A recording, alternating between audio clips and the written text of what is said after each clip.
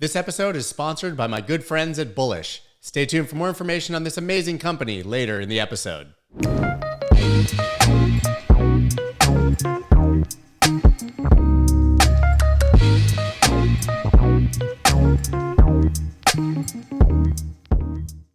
when's the last time that you did a podcast at Topgolf?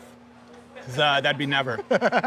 But you're like I'm not a TikToker, so. The first time I ever did a podcast with you, I think I made a golf joke right at the beginning. And I said, like, is golf a sport or is it just a hobby?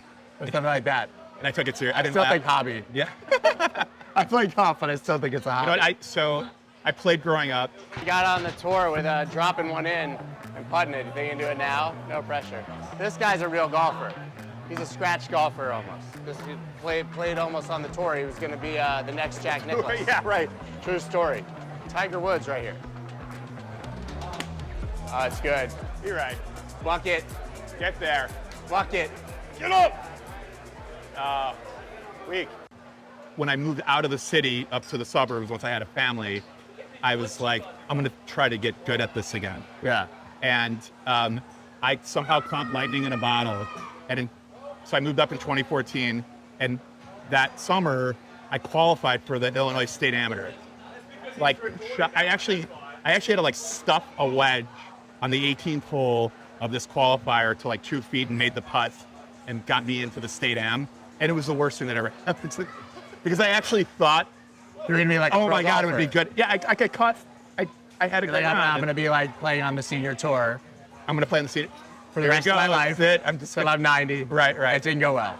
2014, before I even got into crypto, and then no. It's like trading. It's all mental. Good. Golf is brutal. But it's crazy. You can literally go out and be like Tiger Woods one day, and the next day you can't hit the ball in the air. Not you, I'm sure, because you're like a scratch golfer, but for me. So what I realized about it is that it's so not about, like, you have to practice, but once you get the routine down, like most of my golf now is in a cart, music playing, flow state, total flow, and it just, if you get a rhythm going, dude. I mean, you're a DJ forever. I think it's the same as trading. It's just like trading, flow state with trading. There's totally like as a DJ, like connecting with heartbeats, like it's just getting in that rhythm, man. It's fucking gold. I interviewed Ricardo Salinas, the billionaire from Mexico, who's like 60% of his money in Bitcoin. He said all he does is like play golf outside of work, and it's all about his flow state, listening to music. Yeah. It's been great. Like the sport's been great for me, and like it's gotten able to, really cultivate a lot of important relationships that have been really important in my life.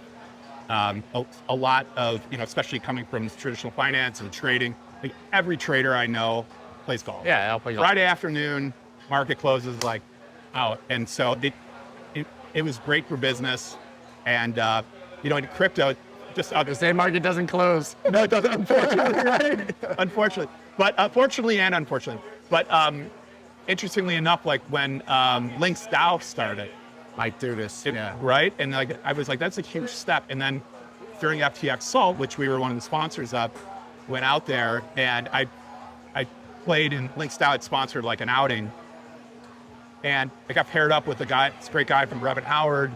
And I'm like, holy shit, I've come full circle now. Now you're playing golf for crypto. I'm playing golf for crypto business. Okay. Like, what the fuck is going on here? So good. My God, he's so good at golf. Sit down. You're so good at golf. I'm taking out the fucking big hog. Stay there. What's that? I want to see what this thing can do. Oh, he sliced it too. What do you think of Links DAO? Like, what do you think of the concept of something like that? I think that DAOs could go really either way. Some of them I feel like is just full on Lord of the Flies, anarchy. 100%. Yeah. Links DAO, I think, is a great concept, and I love the community aspect of. I mean, golf is so relationship driven, unless you're going to be a pro, which is nobody. 1 in 100 million people do that. So, great way to build a community, and I kind of like the idea that they were more about just like capturing a large audience first, and then letting it evolve naturally. There's so many things I want to see them do. Right. That I'm like, how vocal should I, like I had to focus on my own, Right. on but, our own. But like conceptually, the idea of a DAO, I mean, obviously you guys are effectively building a decentralized exchange of sorts, right? Yeah, like a And primitive so, or exchanges, yeah. yes. So, but the idea of a DAO with golf, and like the idea of the DAO owning golf courses, which is like effectively owning real estate. Yeah. Interesting concept. Yeah. Right? And obviously, like with the DAO, you always have this like this off chance that it's going to somehow end up getting controlled by absolute villains. Yeah. Which is a risk that you take, and you kind of have to understand the game theory of it to make it work, to make it work out. And I don't know, we'll see. I think it's a great concept, and it's a fun concept. It's actually one of the few things in crypto that like it's not everybody in there like Yeah. how cheap can I buy it and number go up. Right. People actually care about the concept and they're in it for the community. That's why a lot of the NFT projects actually work. So like we were joking, obviously, that traders, get off on Friday and play golf. We said 24/7, 365. You can't really do that in crypto. Then you take it to the next step and you're running a business in crypto that never closes. Ever. How do you do that? Well, I'll tell you this, like last year, as it relates to golf, I think I played 12 rounds. And I played one tournament that I walked off after the 6th hole because I was dealing with some crypto related stuff. And it just, you gotta just learn to balance it. It just look at, we both have families, like the balance of a family, let alone like something like golf that could ultimately take you 6 hours of your time. It's delicate, and it's something that you have to really learn how to do. But if it's important enough to you, and like that little period is just a great time to reset and kind of rethink, just stepping away for a few hours is just, it's as valuable as being totally engaged. It's the best thing. It resets you for hours, if not days, if not weeks, if you can get out there really for a few hours and do it. Yeah. And I mean, a lot of people, I think in your position, sort of have joked for years that they can't wait till the next bear market because you build in a bear market. Well, now we've pretty much been in a bear market here for quite a while. Have you experienced that to actually be the case? Yeah, 100%. But remember, if you think about the genesis of Hxro, obviously we're fully leaned into the DeFi primitive now. But when we started and we built that centralized platform, which initially was Hxro.io and now Hxro Trade, which does all the exotic options, the pari-mutuals and stuff, we started building that in the throes of a nasty bear market. Like we started building that in Q3 of 2018. And we launched it in January 2019, where Bitcoin went from, it was almost 20,000 down to, I think Bitcoin was somewhere around 4,000, 3 to 4,000 at the time. And it was super salty. The whole ecosystem was super salty.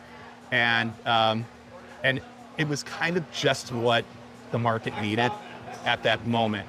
And I think as somebody who is, one of the main contributors and leading a project that everyone says you want to zig when others zag. And market's down, market's quiet. You also lose a lot of the kind of vapory noise from the market. And it gives you an opportunity that if you have something substantive, you have something that it's much easier to capture an audience than in the throes of an up-only heavy bull market where there's endless competition. And you're competing for attention.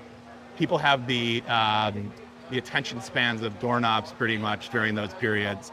And, we like this idea of really leaning into your build and then going to market, not that we're fully timing it, but like we talked about last time we were together, we're kind of like, I think we're at the beginning stages of something that is like a bottoming process, and market's kind of found some level of value here, and hopefully the timing works that start to get momentum. We capture the attention of an ecosystem. We've been building quite a bit in terms of just like the Hxro ecosystem as a whole, and even our Discord now have close to 7,000 eyeballs on it, and the project itself, and from a development perspective, is just about to go to mainnet, and so I think hopefully we're going to get the timing right, and we'll capture. What are you specifically launching?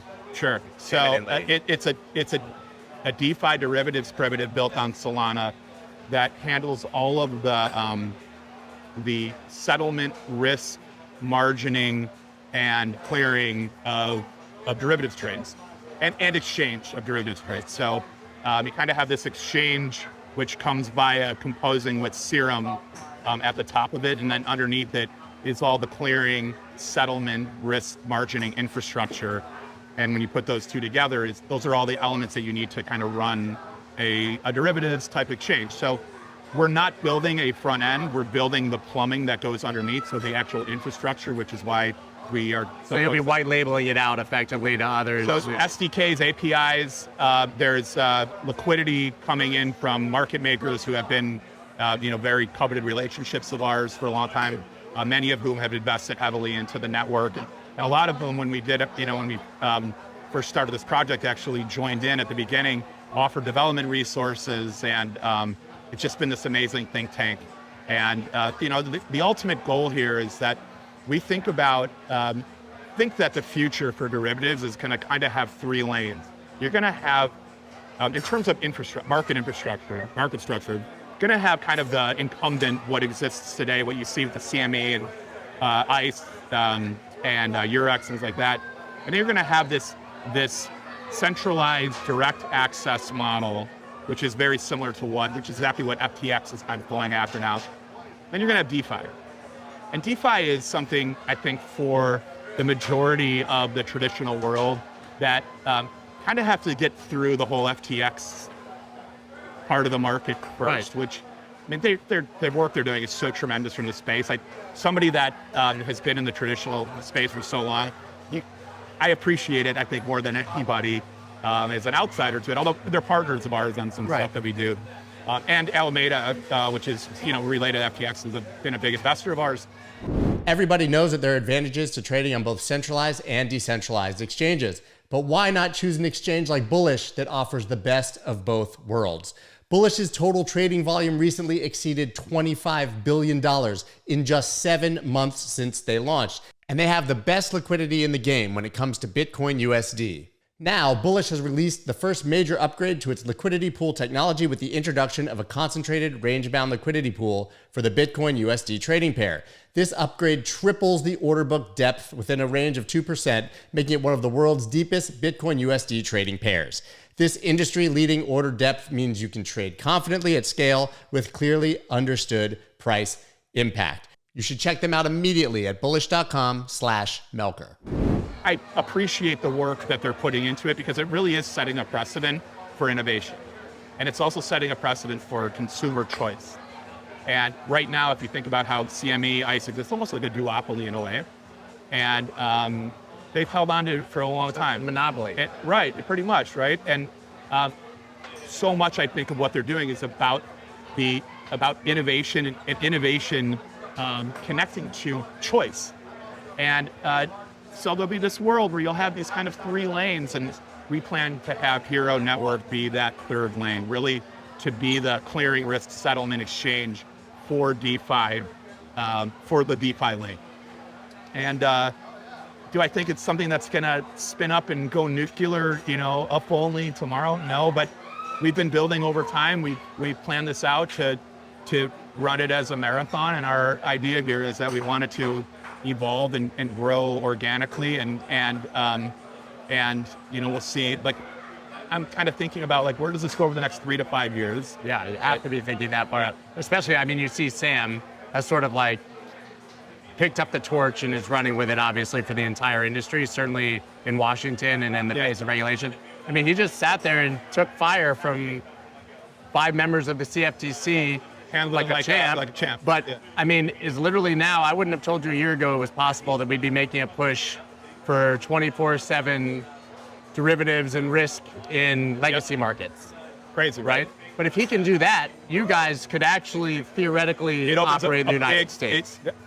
That is our long-term goal. And we've been very proactively starting to engage regulators in the U.S. From the idea of, look, we're not here now. We want to be here in the future. Let's discuss the path. Yeah, tell us what we should do. It's ridiculous. Hester Peirce has had the sort of safe harbor proposal for years. Give us 3 years. tell us the roadmap, and if we follow it sufficiently, we're not a security. It's so reasonable. I think the elements are, well, so there's two things. You have the token side. Right, that's the token side, obviously, but I'm just saying conceptually, the idea that they actually give you a roadmap and a regulate. So that in our case, it's framework. CFTC. Yeah, which is better. Which I think so in many ways. But we like to see a principles-based approach to things. And we talk about the risks and the regulatory risks and things. We think about it in a principles-based approach. So look at it like, you can't look at it as this like static prescription. It's not a binary thing. Like you have principles that you operate by, you have best practices that you operate by, and can you solve those for a decentralized network?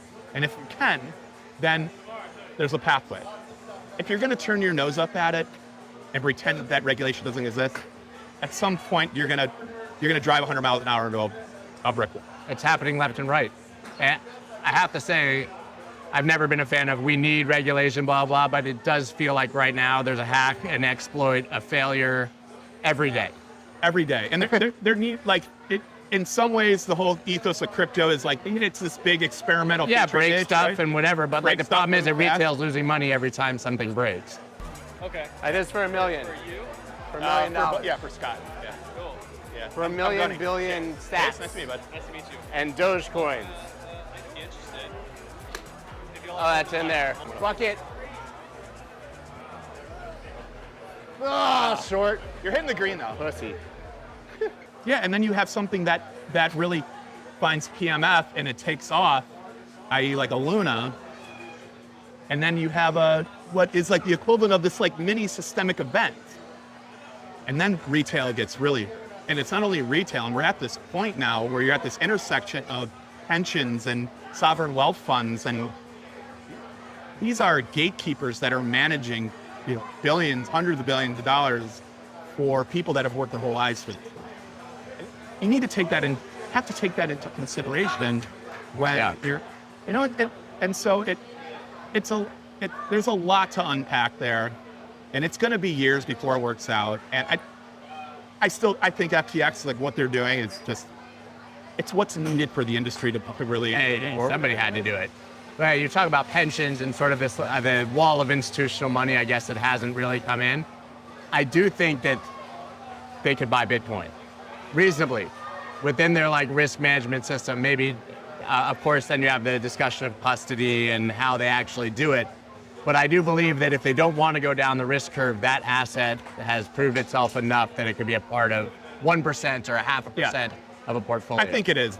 I mean, I think the general concept is that the majority, anybody that's subscribing to, a portfolio that is risk-based, like they're gonna have some exposure to digital assets. And I think I was telling you also, like the last time we talked, that the last time I was at a conference that was running alongside a Milliken, a conference called Medici in LA. Yeah. And this is the first time in years I'd never seen so many sovereign wealth funds, endowments, pensions, all F-table, all active now. Like I'm pretty sure that the majority of the last round of funding of a lot of the big crypto VCs, like Andreessen's recent 4.5 billion round. Andreessen, Distributed Global, Framework, all these guys that and everybody that's raised big rounds, it's all come from institutions, and it's their first step towards ultimately what I think will end up being direct access, where they're actually going to start making their own direct investment. Well, what's interesting is that